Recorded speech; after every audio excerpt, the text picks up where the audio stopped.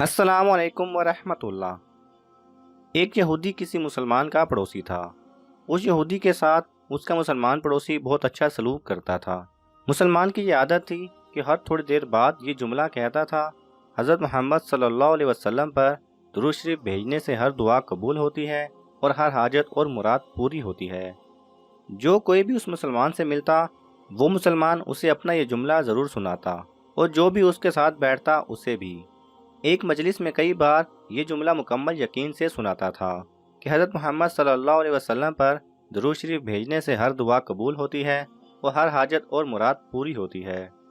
उस यहूदी ने एक साजिश तैयार की ताकि उस मुसलमान को जलील और रुसवा किया जाए और दुरूद शरीफ की तासीर पर उसके यकीन को कमज़ोर किया जाए और उससे ये जुमला कहने की आदत छुड़वाई जाए। यहूदी ने एक सुनार से सोने की एक अंगूठी बनवाई और उसे ताकीद की कि ऐसी अंगूठी बनाए कि उस जैसी अंगूठी पहले किसी के लिए ना बनाई हो।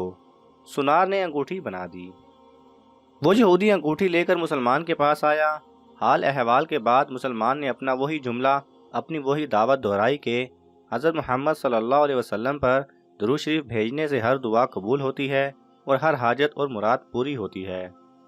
यहूदी ने दिल में कहा कि अब बहुत हो गई, बहुत जल्द ये जुमला तुम भूल जाओगे। कुछ देर बातचीत के बाद यहूदी ने कहा, मैं सफ़र पर जा रहा हूँ, मेरी एक कीमती अंगूठी है, वो आपके पास अमानत रख कर जाना चाहता हूँ, वापसी पर आपसे ले लूँगा। मुसलमान ने कहा, कोई मसला नहीं, आप बेफिक्र होकर अंगूठी मेरे पास छोड़ जाएं। यहूदी ने वो अंगूठी मुसलमान के हवाले की और अंदाज़ा लगा लिया कि मुसलमान ने अंगूठी कहाँ रखी है। रात को वो छुपकर उस मुसलमान के घर कूदा और बिलाखिर अंगूठी तलाश कर ली और अपने साथ ले गया। अगले दिन वो समंदर पर गया और एक कश्ती पर बैठकर समंदर की गहरी जगह पहुंचा और वहां वो अंगूठी फेंक दी और फिर अपने सफर पर रवाना हो गया। उसका ख्याल था कि जब वापस आऊंगा और उस मुसलमान से अपनी अंगूठी मांगूंगा तो वो नहीं दे सकेगा। तब मैं उस पर चोरी और खयानत का इल्ज़ाम लगाकर खूब चीखूंगा और हर जगह उसे बदनाम करूंगा। वो मुसलमान जब अपनी इतनी रुसवाई देखेगा तो उसे ख्याल होगा कि दुरूद शरीफ से काम नहीं बना और यूं वो अपना जुमला और अपनी दावत छोड़ देगा। मगर उस नादान यहूदी को क्या पता था कि दुरूद शरीफ कितनी बड़ी नेमत है।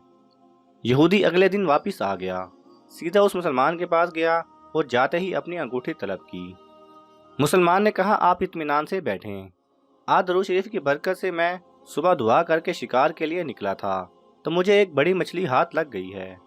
आप सफ़र से आए हैं, वो मछली खा कर जाएं। फिर उस मुसलमान ने अपनी बीवी को मछली साफ करने और पकाने पर लगा दिया। अचानक उसकी बीवी जोर से चीखी और उसे बुलाया। वो भाग कर गया तो बीवी ने बताया कि मछली के पेट से सोने की अंगूठी निकली है और ये बिल्कुल वैसी है जैसी हमने अपने यहूदी पड़ोसी की अंगूठी अमानत रखी थी। वो मुसलमान जल्दी से उस जगह गया जहाँ उसने यहूदी की अंगूठी रखी थी। अंगूठी वहाँ मौजूद नहीं थी। वो मछली के पेट वाली अंगूठी यहूदी के पास ले आया और आते ही कहा, हज़रत मोहम्मद सल्लल्लाहु अलैहि वसल्लम पर दुरूद शरीफ भेजने से हर दुआ कबूल होती है और हर हाजत पूरी होती है। फिर उसने वो अंगूठी यहूदी के हाथ पर रख दी।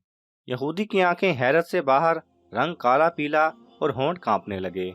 उसने कहा, ये अंगूठी कहाँ से मिली?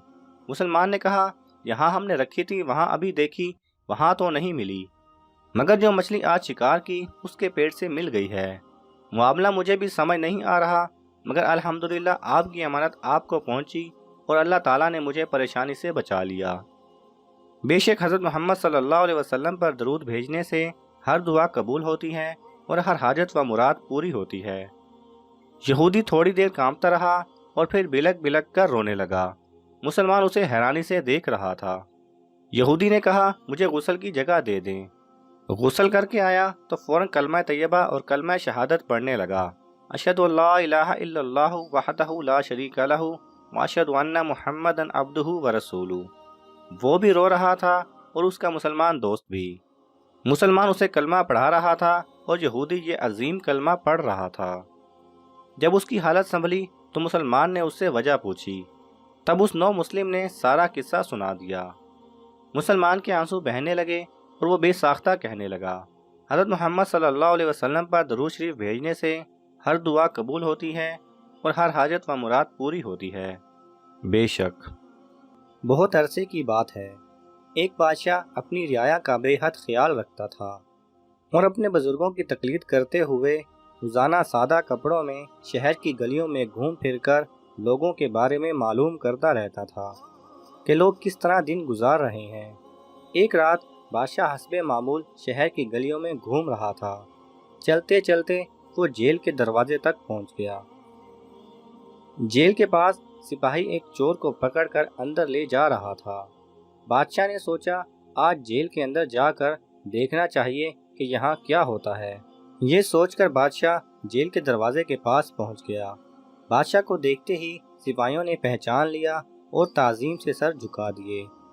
بادشاہ نے جب سپاہیوں کو بتایا کہ وہ جیل کا معائنہ کرنا چاہتا ہے تو سپاہی بادشاہ کو لے کر اندر چلے گئے۔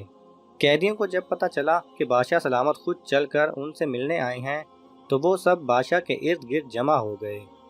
بادشاہ نے باری باری ان سے ان کے حالات پوچھے۔ بادشاہ نے ایک قیدی سے پوچھا تمہیں کس جرم کی سزا ملی ہے؟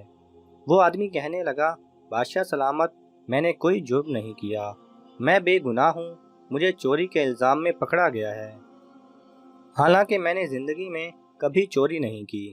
بادشاہ نے جب دوسرے قیدی سے پوچھا کہ تمہارا قصور کیا ہے تو اس نے بھی روتے ہوئے بادشاہ سے کہا کہ میں بے قصور ہوں، میں نے کوئی جرم نہیں کیا، لیکن یہ سپاہی پھر بھی مجھے پکڑ کر لے آئے ہیں۔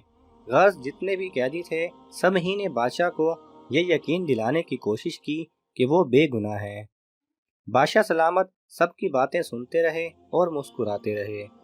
اتنے میں بادشاہ کی نظر ایک ایسے قیدی پر پڑی جو سر جھکائے الگ بیٹھا تھا۔ بادشاہ نے سپاہیوں سے کہا اس آدمی کو ہمارے پاس لاؤ، یہ کیوں منہ چھپائے بیٹھا ہے؟ سپاہی جب اس آدمی کو بادشاہ کے پاس لائے تو بادشاہ نے پوچھا اے نوجوان کیا بات ہے، تم منہ چھپائے کیوں بیٹھے ہو؟ اس آدمی نے روتے ہوئے کہا بادشاہ سلامت میں بے حد گنہگار ہوں، میرے گناہ نے مجھے اس قابل نہیں چھوڑا کہ میں کسی کو منہ دکھا سکوں۔ بادشاہ نے کہا ہمیں بتاؤ تو صحیح تم نے کیا جرم کیا ہے؟ اس شخص نے کہا میں ایک اچھا آدمی تھا، ہمیشہ ایمانداری سے کام کرتا تھا، ایک دن نہ جانے کیوں میرے دل میں شیطان نے گھر کر لیا اور میں نے ایک آدمی کے پیسے چرا لیے اور یوں مجھے جیل بھیج دیا گیا۔ بادشاہ نے سوچتے ہوئے کہا یہاں یہ سب بے گناہ ہیں سوائے تمہارے، صرف تم ہی ایک ایسے آدمی ہو جس نے اپنے آپ کو گناہ گار بتایا ہے، لہٰذا اتنے بے گناہ لوگوں میں ایک گنہگار کو نہیں رکھنا چاہیے، میں تمہیں رہا کرتا ہوں۔ کچھ عرصہ بعد بادشاہ پھر جیل کا معائنہ کرنے آیا اور باری باری قیدیوں سے ملاقات کی۔ اس دفعہ ہر قیدی نے بادشاہ کو اپنے جرم کی تفصیل سنائی۔ بادشاہ نے یہ سننے کے بعد حکم جاری کیا کہ یہ لوگ واقعی گنہگار ہیں، انہیں ابھی تک شرمندگی کا احساس نہیں، یہ بڑے فخر سے اپنے جرموں کی کہانی مزے لے لے کر سناتے ہیں، لہٰذا ان کی سزا اور بڑھا دی جائے۔ یہ سن کر وہ لوگ بے حد حیران ہوئے اور بادشاہ کے جانے کے بعد اس کے وزیر سے پوچھنے لگے کہ جب اس شخص نے اپنے گناہ کا اعتراف کیا تھا تو بادشاہ نے اسے چھوڑ دیا تھا، لیکن جب ہم نے گناہ کا اعتراف کیا ہے تو بادشاہ نے ہمیں اور سزا دی ہے۔